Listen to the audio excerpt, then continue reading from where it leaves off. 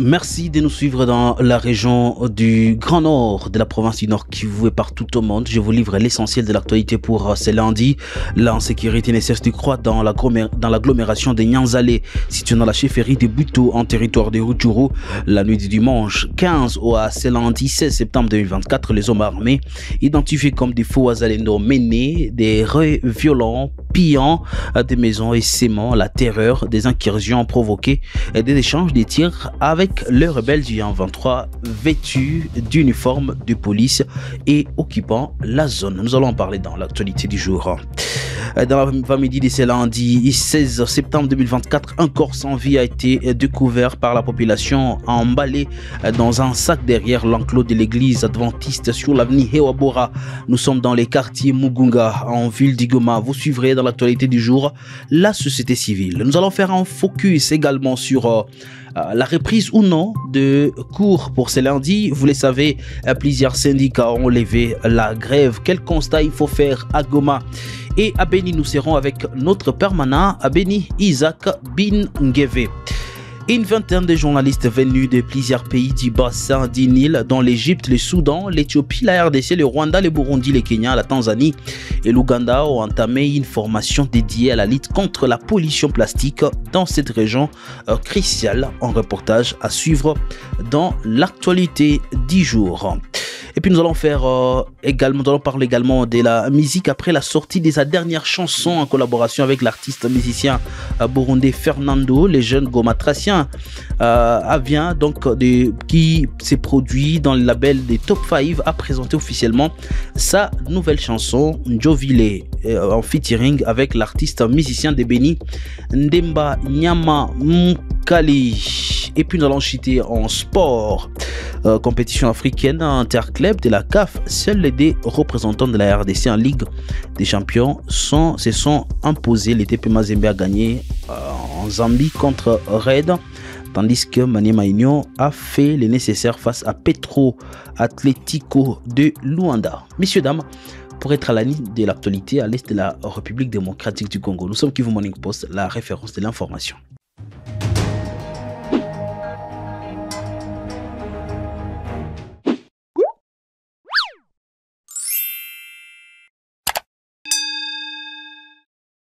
D'abord, la situation dans différents territoires et ce qui nous préoccupe, la question sécuritaire. Nous allons donc aller à Rutshuru où l'insécurité ne cesse de croître dans l'agglomération de Nyanzale, située dans la chefferie de Buto en territoire de Rutshuru. La nuit du dimanche 15 à ce lundi 16 septembre 2024, des hommes armés identifiés comme des faux Wazalendo ont mené des raids violents, pillant des maisons et sémant la terreur. Ces incursions ont provoqué des échanges, des tirs avec le rebelle du 23 vêtu d'uniforme de police et occupant la zone. Les accrochages ont plongé la population locale dans un climat de panique, forçant plusieurs habitants de fuir les forêts environnantes. Un des assaillants appartenant au faux Wazalendo a été abattu lors de l'altercation avant que ses compagnons ne s'évanouissent dans la nature.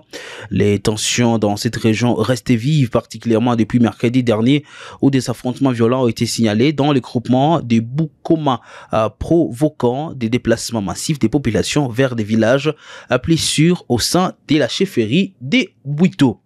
À Goma, dans l'avant-midi de ce lundi, un corps sans vie a été découvert par la population emballé dans un sac derrière l'enclos de l'église adventiste sur avenue Hewabora 2.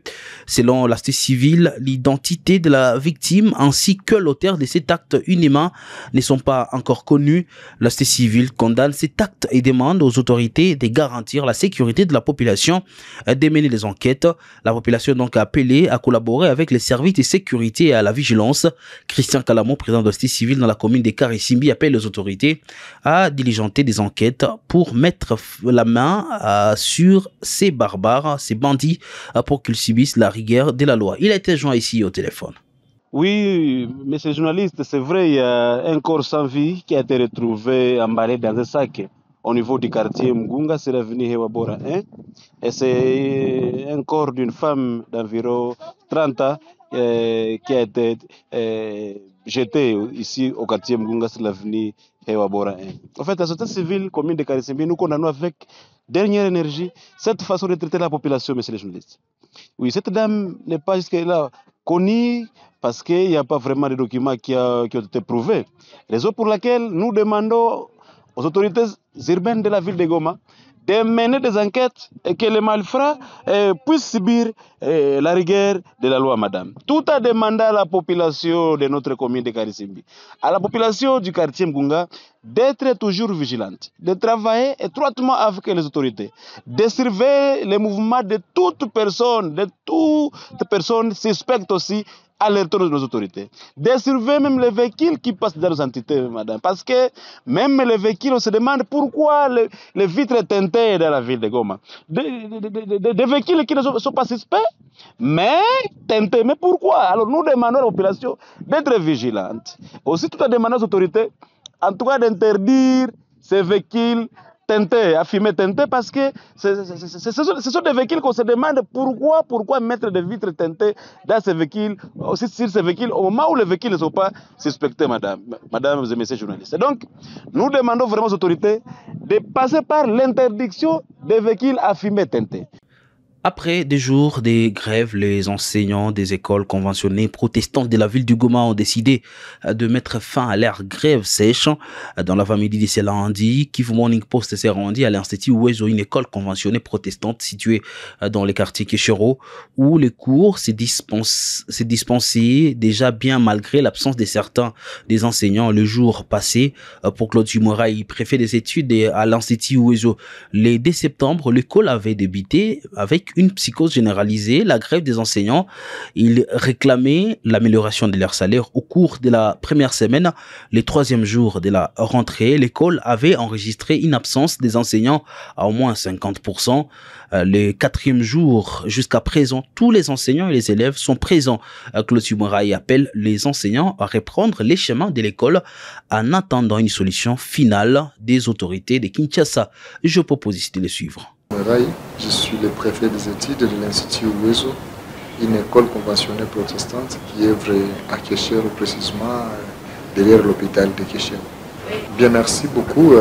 Nous avions débuté l'année scolaire le 2 septembre 2024, comme était prévu le calendrier scolaire, avec une psychose généralisée de la grève des enseignants. Les enseignants qui réclamaient l'amélioration de leur traitement par rapport à la prise en charge par le gouvernement et par les parents. C'est-à-dire, nous pouvons d'abord regagner, donc les autres peuvent d'abord regagner les chemins de service, ils peuvent venir encadrer ces enfants, parce que les enfants ici ils sont victimes, ils ne savent pas ce qui se passe. D'abord, nous devons faire notre travail, parce que la pédagogie nous dit, l'enseignement d'abord c'est la vocation. Il faut avoir cette vocation d'aider la nation à travers la formation de nos enfants qui seront les dirigeants de demain de notre pays. C'est-à-dire, j'appelle les collègues qui traînent encore les pas d'aller d'abord encadrer les enfants. Parce que pour nous, le centre d'intérêt, c'est cet enfant-là que nous devons encadrer. Nous continuons à faire un appel au gouvernement quand même de ne pas être insensible par rapport à la revendication des enseignants, qu'ils essaient quand même de réfléchir positivement par rapport au traitement. On ne comprend pas comment un politicien qui est passé par les mains de l'enseignant pour être ce qu'il est aujourd'hui, il peut réserver un tel traitement à un enseignant formateur de la nation, formateur de tous les cadres, c'est-à-dire la revendication de ces $500 était encore payée par rapport au travail que l'enseignant rend à la nation. Ce n'est pas même ce que l'enseignant pouvait réclamer. C'est-à-dire que le gouvernement doit aussi voir comment répondre positivement à cette revendication. Parce que les $500 ne représentent rien aussi. Mais si le gouvernement veut prendre ça comme un problème, alors c'est une déception de notre part. Nous allons nous rendre à Béni à présent pour faire le même constat et nous allons être en direct avec notre permanent dans la région, Isaac Bingeve. Isaac, malgré la suspension de la grève, les élèves et écoliers étaient renvoyés à la maison dans quelques établissements scolaires la journée de ce lundi en ville de Béni au Nord Kivu. Pourtant, Isaac, lors d'une assemblée générale d'évaluation des syndicats des enseignants tenue dimanche le 15 septembre en ville de Béni, le professionnel de la CRE du ministère de l'Éducation nationale de la sous-division de Béni avait annoncé la suspension de leur mouvement de grève. Oui, au fait, la journée de ce lundi en ville de Béni, les écoliers et élèves ont été exigés de rentrer à la maison malgré l'appel de la suspension de la grève par le syndicat des enseignants de la ville de Béni de la province éducationnelle Nord Kivu 2. Michael Batundi avait appelé les enseignants de reprendre le chemin de l'école. Malheureusement, il y a des parents qui ont accompagné leurs enfants à l'école et ils n'ont pas eu la chance d'étudier pour cette journée de lundi. Malgré la suspension de la grève, la ville de Béni, il y a quelques établissements scolaires publics et privés qui ont fonctionné normalement, tandis que d'autres n'ont pas fonctionné malgré cet appel-là. Et cela inquiète un peu des parents qui ont accompagné leurs enfants à l'école. Et quand ils se voient retourner à la maison avec les enfants, ils se demandent comment ils vont garder, comment ils vont protéger ces enfants à la maison, alors que d'autres écoles sont en train de fonctionner. Il y a aussi certaines analystes qui sont en train de se demander est-ce que cette continuité de la grève ne va pas aussi toucher sur le dysfonctionnement du calendrier scolaire. Je suis Isaac Bingeve, Kivu Morning Post. En Ouganda, une vingtaine de journalistes venus de plusieurs pays du bassin du Nil, dont l'Égypte, le Soudan, l'Éthiopie, la RDC, le Rwanda, le Burundi, le Kenya, la Tanzanie et l'Ouganda, ont entamé une formation dédiée à la lutte contre la pollution plastique dans cette région cruciale.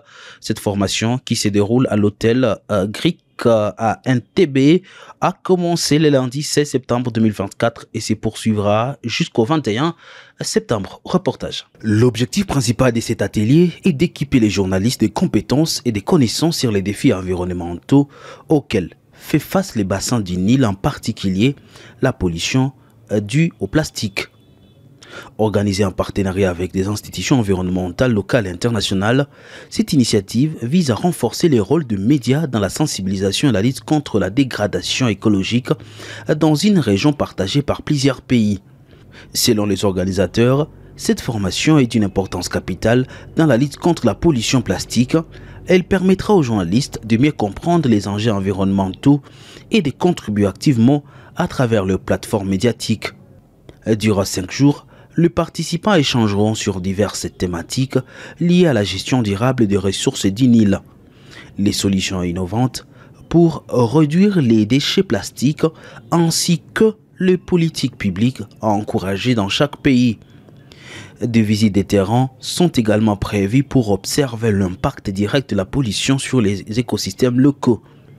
Avec une pollution plastique en constante augmentation, la mobilisation des médias est perçue comme un levier important pour inverser la tendance. En sortant de cette formation, les journalistes seront mieux outillés pour informer les publics et pousser les décideurs à agir rapidement. Après la sortie de sa dernière chanson en collaboration avec l'artiste musicien burundais Fernando le jeune Gomatracien, le protégé du label Top 5 a présenté officiellement sa nouvelle chanson Njovile en featuring avec l'artiste musicien du Béni Ndemba Nyama Mkali. Suivez à travers ce reportage signé par Georges Benmouima. L'artiste musicien Joe Like, étoile montante du label Top 5 du producteur congolais Eli Loka, a dévoilé sa nouvelle chanson, Njovile. En collaboration avec les musiciens de Béni, Demba Nyama Mkali, cette chanson restera l'un des bons répertoires de la carrière de Joe Like. La chanson Njovile, dont le titre s'est traduit par C'est comme ça en français, a d'abord séduit les publics sur TikTok.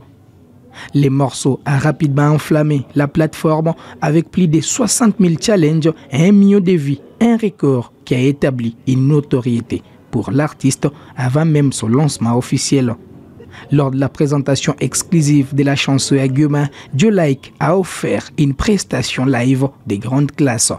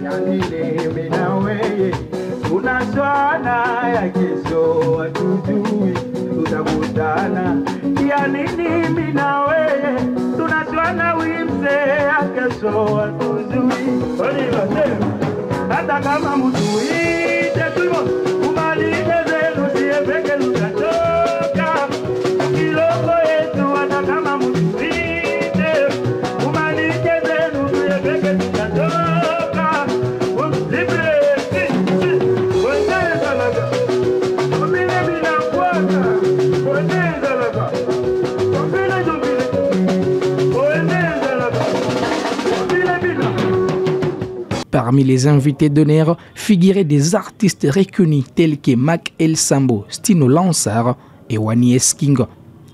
Bien que Demba Nyamamkali ait été absent, Joe Like a si comblé son absence par une performance exceptionnelle. Dans sa prestation, Joe Like a revisité son précédent succès. I Love You, une collaboration avec le célèbre artiste burundais Fernando et son collègue du label Top 5 Isras Melo. Cette rétrospective a permis au public de redécouvrir la polyvalence de Joe Like et de mesurer l'évolution de sa carrière.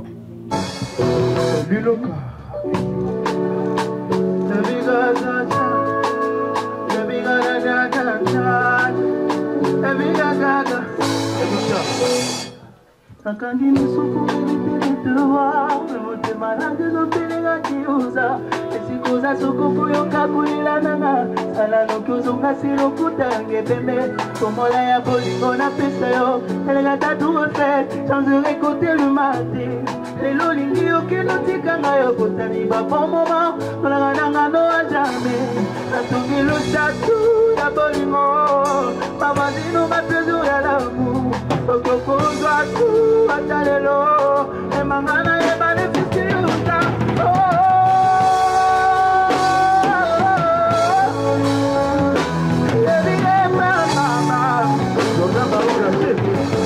Après la présentation, Jonathan Lukembo, de son vrai nom, s'est entretenu avec la presse culturelle de Guma. Il a répondu aux questions concernant son parcours et ses projets futurs. Avec sa nouvelle chanson Jovile et sa performance remarquable, Joe Like envoie un signal fort à la scène musicale des Guma qui consolida ainsi sa place parmi les artistes les plus prometteurs de la région. La collaboration avec Demba Nyamamkali et les successeurs TikTok annonce un avenir brillant pour ces jeunes talents. Une virgule avant d'entamer le sport, la session ordinaire de septembre, l'Assemblée nationale et au Sénat s'ouvre ce lundi. Les parlementaires reprennent dès ce lundi matin les chemins du palais du peuple après 3 mois de vacances parlementaires. Au cours de cette session, essentiellement budgétaire, les deux chambres du Parlement concentreront les travaux sur l'examen et les votes de la reddition des comptes 2023 du collectif budgétaire 2024 ainsi que du budget 2025. Terminons l'actualité du jour par les sports. Compétition africaine interclub de la CAF. Seuls les 2 représentants de la RDC en Ligue des Champions se sont imposés. Le TP Mazembe a gagné en Zambie contre Red, tandis que Maniema Union a fait le nécessaire face à Petro Atlético de Luanda en Coupe de la Confédération de la CAF. L'SV Club et l'FC Saint-Éloi Lupopo ont perdu en déplacement. Georges Benmima, ici notre permanent sport, notre spécialiste des questions des sports, nous fait les points. En 16e de finale de la Ligue des Champions de la CAF, l'équipe du tout-puissant Mazembe est allée s'imposer au Levi Mwanawasa Stadium devant les Red Arrows sur la note de Debi Zabros grâce au but marqué par Merce Ngimbi et Oscar Kabuito. Mazembe jouera les matchs retour dans une semaine dans ce stade à Lubumbashi. Pendant ce temps, l'équipe de l'AS Maniema Union a aussi dominé la formation de Petro Atlético de Luanda, le même samedi au stade des Martyrs 2-1, c'était les scores à la fin de ces matchs pour Maniema Union. L'objectif en déplacement sera de jouer sans encaisser un moindre but, quand on sait que les buts encaissés à l'extérieur comptent double. En Coupe de la Confédération, par contre, il n'y a pas eu de vainqueurs entre les représentants de la RDC. D'abord, l'AS avec les Beaux a laissé sa peau en Afrique du Sud devant une équipe sud-africaine sur les scores de 0-2. Aussi, Lupopo, qui était les derniers représentants de la RDC dans les interclubs d'ACAF, les cheminots ont rondi les armes en Angola devant la formation des Bravos d'Omaki sur les scores d'un but à 0. Les cheminots devront remonter ces buts encaissés à l'extérieur à Lubumbashi, dans son stade de Frédéric Kibasa Maliba. Ça sera tout pour l'essentiel de l'actualité pour ce lundi 16 septembre 2024. Merci à vous de l'avoir su.